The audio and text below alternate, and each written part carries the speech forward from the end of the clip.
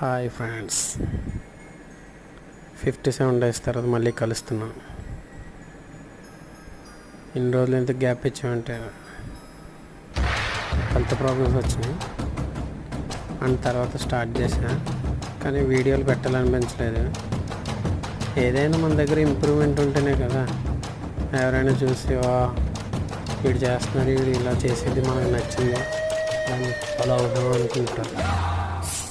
ఆ విధంగా చేద్దామని గ్యాప్ ఇచ్చాను. ఇంప్రూవ్ చేశాను బాడీ. ఫస్ట్ దానికి ఇప్పుడు చూస్తే చాలా